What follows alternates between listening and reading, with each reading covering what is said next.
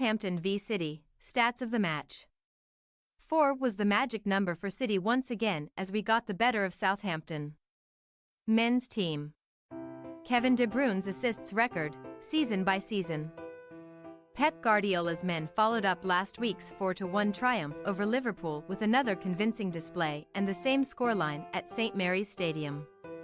It was also another game with a new record obtained by a City player, as Kevin De Bruyne provided his 100th Premier League assist, making him the fastest player to achieve the accolade in the process. Indeed, the Belgian achieved the feat in just 237 games, 56 games faster than the previous quickest Cesc Fabregas. There were plenty of other positives to take away from the result as well, and we'll take a look at some of them with the key facts and figures below. 8th consecutive win. We are on our best run of form this season as our win over Southampton becomes our 8th consecutive win in all competitions.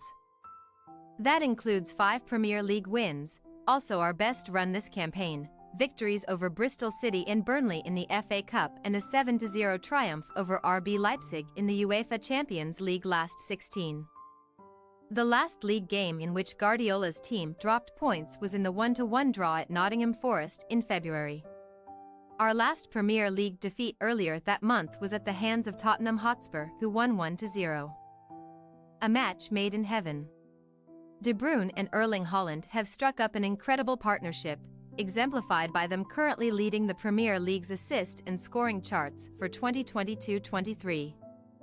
According to Opta, the Belgian has assisted 7 Premier League goals for Haaland, the most one City player has assisted another in a single campaign.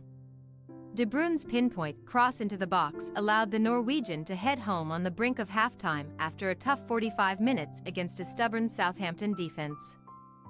This sees the Belgian beat his own record, which he held with Sergio Aguero from the 2019-20 season. The 31-year-old leads the Premier League assists tally for the 2022-23 season with 14. Arsenal's Bukayo Saka is in second with 10, followed by Leandro Trossard with 9. Super Jack Grealish, who feels he is playing some of his best football at City this season, had another stellar performance in the win over Southampton. The 27-year-old has scored and assisted in his last 2 Premier League matches, with City losing just 1 league game when Guardiola has utilized him on the left-hand side of the pitch this season. Former City forward Paul Dickhoff, during our Matchday live broadcast, spoke about how Grealish is pivotal at helping creating space and overloading areas. In the game against Southampton, the England international spent most of his time on the ball out wide to create space on the opposite side of the pitch and in the center. If a pass wasn't always the best option, the forward drove confidently with the ball at the Southampton defense, cutting inside to his right foot or even going further down the line to cross the ball into the box.